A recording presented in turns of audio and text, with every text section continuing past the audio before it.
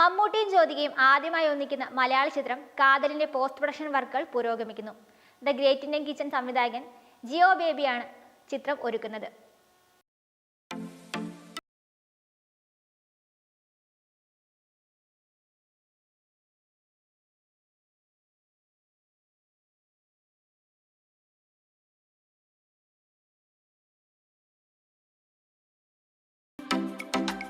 മമ്മൂട്ടിയുടേതായ ഏറ്റവും അടുത്ത് റിലീസ് ചെയ്യാൻ ഒരുക്കുന്ന ചിത്രമാണ് കാതൽ.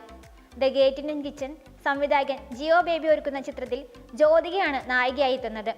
ചിത്രവുമായി ബന്ധപ്പെട്ട് വരുന്ന അപ്ഡേറ്റുകൾക്ക് എല്ലാം തന്നെ വൻ പ്രേക്ഷക സ്വീകാര്യതയാണ് ലഭിക്കാറുള്ളത്. ഇപ്പോഴിതാ കാതലിന്റെ പോസ്റ്റ് പ്രൊഡക്ഷൻ ജോലികൾ പുരോഗമിക്കുന്ന വിവരം ആരാധകരുമായി പങ്കുവെക്കുകയാണ് മമ്മൂട്ടി കമ്പനി.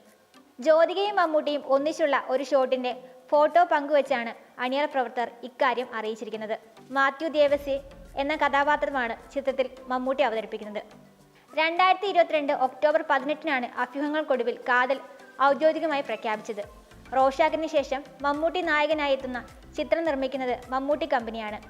മമ്മൂട്ടി കമ്പനി നിർമ്മിക്കുന്ന മൂന്നാമത്തെ ചിത്രമാണിത്. ലിജോ ജോസ് പെല്ലിശ്ശേരിയുടെ നൽപകൽ നേരത്ത് മയക്കമായിരുന്നു ആദ്യ ചിത്രം. ലാലു അലക്സ്, മുത്തുമണി, ചിന്നു ചാന്ദിനി തുടങ്ങിയവരാണ് മറ്റ് കഥാപാത്രങ്ങളെ അവതരിപ്പിക്കുന്നത്. ചിത്രത്തിന്റെ തിരക്കഥ ഒരുക്കിയിരിക്കുന്നത് ആദർശ് സുകുമാരനാണ്. Entertainment desk, U talk.